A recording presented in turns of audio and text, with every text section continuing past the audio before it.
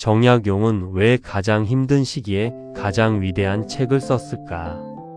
만약 여러분이 하루아침에 모든 것을 잃는다면 어떻게 하시겠습니까? 직장을 잃고, 명예를 잃고, 친구를 잃고, 가족과도 떨어져 살아야 한다면 말입니다. 대부분의 사람은 그 상황을 인생의 실패라고 부를 것입니다. 그런데 오늘 이야기의 주인공 정약용은 달랐습니다. 그는 인생에서 가장 비참했던 18년 동안 오히려 가장 위대한 업적을 남겼습니다. 그리고 그가 남긴 말들은 200년이 지난 지금도 사람들의 마음을 움직이고 있습니다. 오늘은 정약용의 삶을 따라가며 왜 시련이 반드시 불행만은 아닌지 함께 생각해 보겠습니다. 안녕하세요. 늦은 밤 조용히 인생 이야기를 나누는 공간 황혼서재입니다. 오늘은 조선 후기 최고의 실학자로 불리는 정약용의 이야기를 준비했습니다. 많은 분들이 정약용을 학자로 기억합니다. 하지만 그의 삶을 들여다보면 그는 성공한 사람이라기보다 수많은 시련을 견뎌낸 사람이었습니다. 오늘 우리는 그의 명언을 읽기보다 그가 왜 그런 말을 남기게 되었는지를 함께 살펴보려 합니다. 그리고 그 과정에서 우리 자신의 삶도 조금 돌아보게 될지 모릅니다.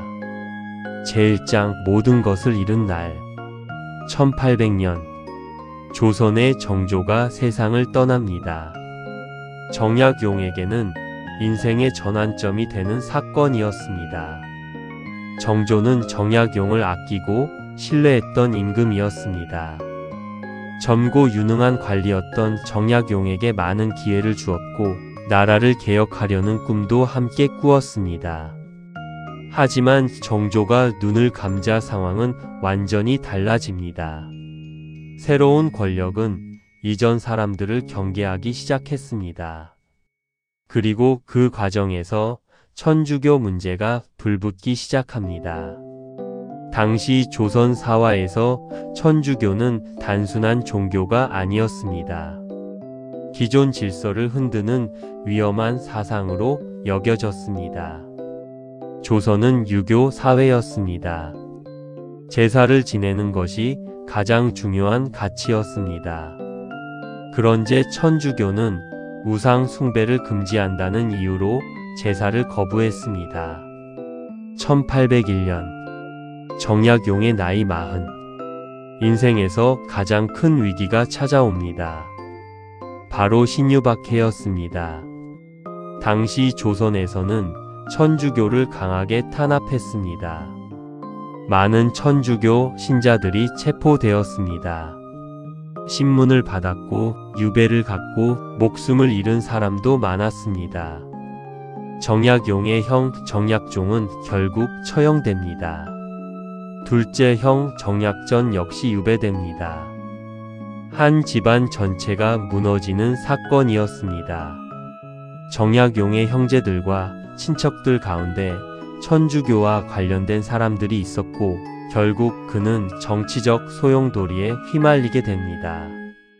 그 결과 그는 관직을 잃습니다. 명예를 잃습니다. 그리고 강진으로 유배를 떠나게 됩니다. 생각해보면 참 가혹합니다. 젊은 시절부터 열심히 공부했고 나라를 위해 일했고 백성을 위해 제도를 고민했던 사람입니다. 그런데 어느 날 갑자기 모든 것이 무너져 내립니다.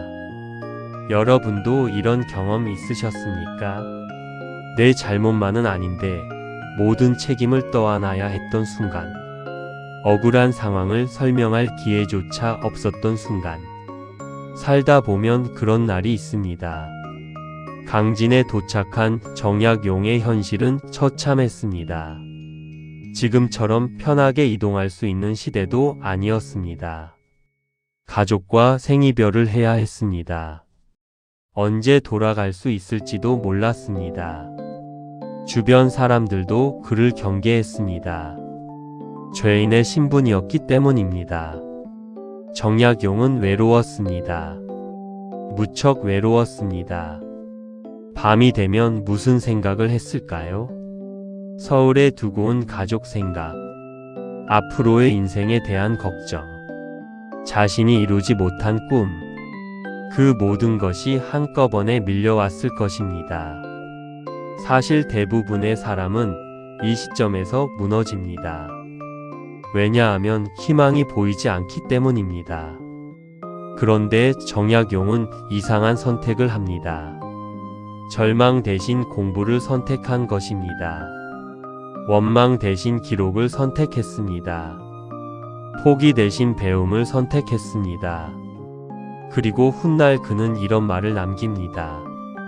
배우기를 좋아하는 사람은 늙지 않는다. 짧은 문장이지만 묵직합니다. 왜냐하면 이 말은 편안한 시절에 나온 말이 아니기 때문입니다. 가장 힘들었던 시절에 나온 말이기 때문입니다. 여러분은 지금 무엇을 배우고 계십니까? 악기일 수도 있고, 책 읽기일 수도 있고, 운동일 수도 있습니다. 혹은 사람을 이해하는 법일 수도 있습니다. 정약용은 말합니다. 배움은 젊은 사람만의 특권이 아니라고. 오히려 힘든 시기에 사람을 살리는 것이 배움이라고. 놀랍게도 정약용은 유배 생활 동안 500권이 넘는 저수를 남기게 됩니다.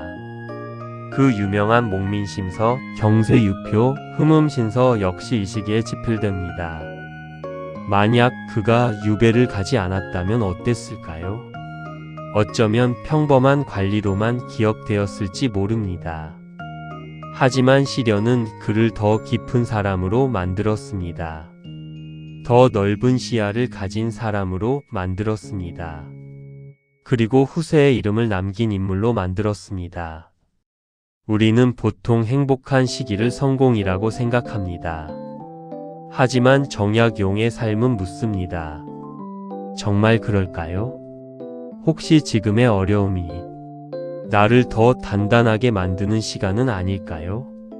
다음 이야기에서는 유배지에서 만난 백성들과의 만남, 그리고 정약용이 왜 백성을 사랑하는 관리를 평생 강조했는지 함께 살펴보겠습니다.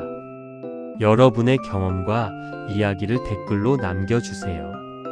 구독, 좋아요, 알림 설정은 영상 제작에 큰 힘이 됩니다. 오늘도 시청해 주셔서 감사합니다.